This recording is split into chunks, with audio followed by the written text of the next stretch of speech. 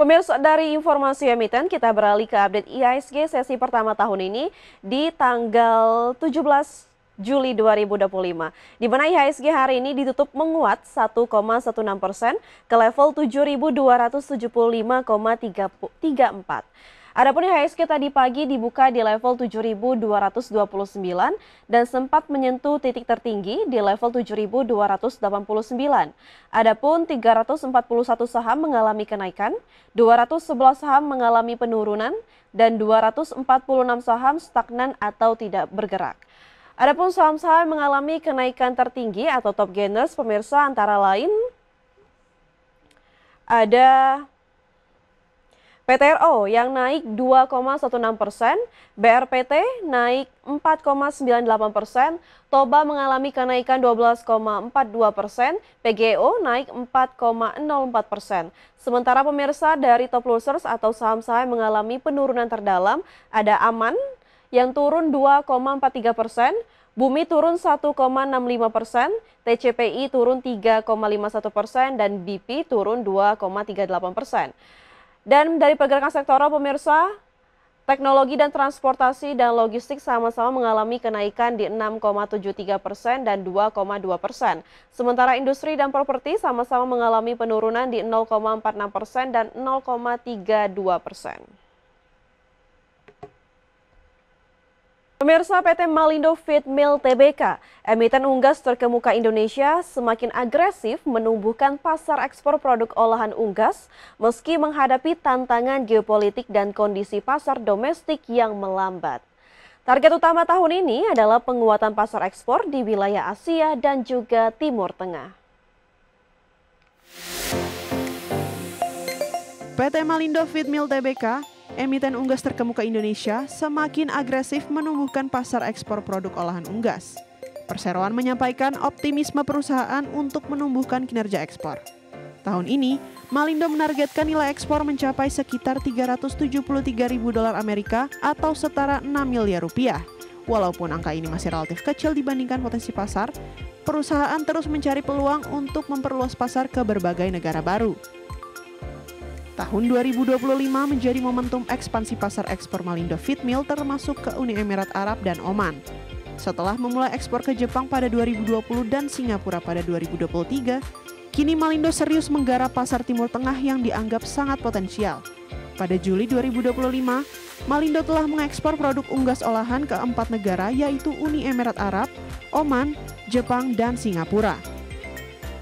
Produk utama yang diekspor antara lain nugget ayam dan karage dengan merek dagang Sunny Gold dan Cikiwiki. Ekspor melewati kontainer dengan jumlah puluhan ton hingga Juli 2025 memberikan kontribusi positif sekaligus memperkuat branding Malindo di pasar internasional. Untuk mendukung ekspansi tersebut, Malindo juga membangun pabrik pakan ternak baru di Lampung dengan kapasitas 300.000 metrik ton per tahun dan anggaran capex hingga 400 miliar rupiah. Proyek ini ditargetkan selesai pada kuartal 3 2026, bertujuan meningkatkan efisiensi produksi dan kontinuitas suplai produksi unggas. Berbagai sumber, IDX Channel. Kembali bersama kami, pemirsa. Maskapai Garuda Indonesia telah menggunakan hampir seluruh dana right issue senilai 7,79 triliun rupiah per akhir Juni 2025. Dana ini akan dipakai untuk perawatan pesawat, pembelian bahan bakar, hingga biaya restrukturisasi.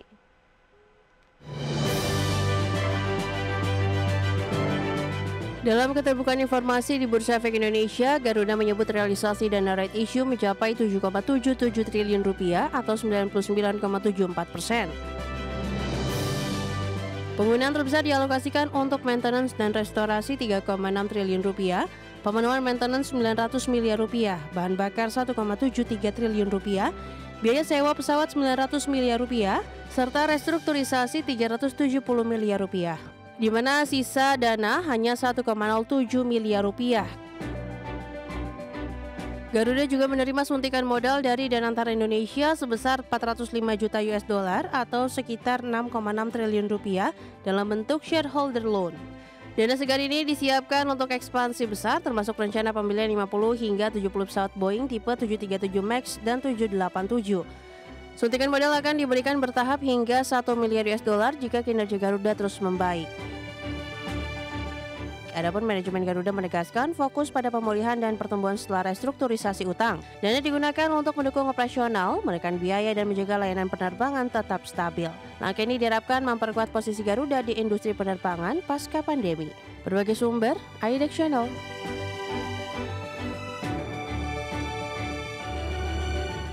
PT Adikarya Tbk resmi ditunjuk sebagai kontraktor utama pembangunan terowongan MRT terdalam pertama di Indonesia dalam proyek MRT Jakarta Fase 2A.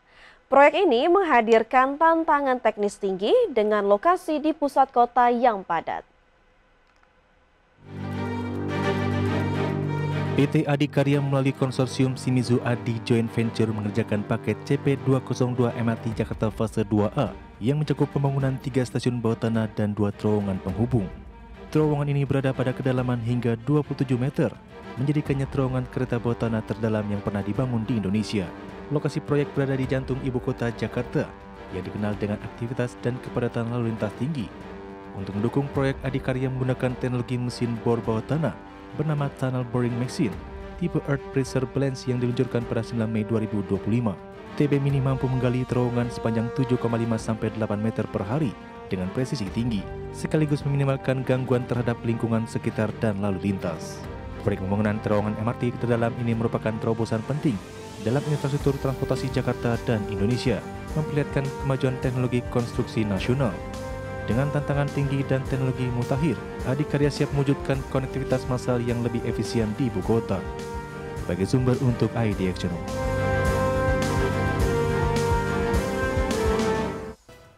Pemirsa, selain adanya praktik beras oplosan, kini masyarakat harus kembali dibuat pusing dengan kenaikan harga beras di sejumlah daerah. Para pedagang mengaku kenaikan harga beras akibat stok kosong dari petani. Selain adanya praktik beras oplosan, kini masyarakat harus kembali dibuat pusing dengan harga beras yang merangkak naik seperti yang terjadi di pasar tradisional Kota Cimahi, Jawa Barat. Pedagang menjual beras jenis medium di angka Rp14.000 per kilogram, sementara jenis premium mencapai Rp16.000 per kilogram. Kenaikan beras ini akibat stok yang kosong dari para petani. Premium di sini Rp16.000. 16.000. Terus untuk mediumnya, Pak? Mediumnya Rp14.000, Pak. Mahal tetap. Pak, untuk daya beli sendiri gimana, Pak? Daya beli jelas kurang, Pak, ya, karena harga udah di atas. Sementara itu, harga beras di Pasar Citra Niaga Kabupaten Jombang, Jawa Timur juga merangkak naik sejak 1 pekan terakhir. Harga beras kualitas medium yang sebelumnya Rp12.600 per kilogram kini naik menjadi Rp13.200 per kilogram. Demikian juga beras kualitas premium naik menjadi Rp14.800 per kilogram. Kenaikan harga beras dikeluhkan sejumlah masyarakat. Sekarang kan musim panen gitu. Harga kok masih tinggi, Mas, menurut saya. Belanja kan bingung. Beras mahal, udah kebutuhan pokok yang lain-lain, sayur mahal kayak gitu, cabai apalagi. Masyarakat berharap pemerintah segera menstabilkan harga beras di pasaran agar lebih terjangkau oleh masyarakat.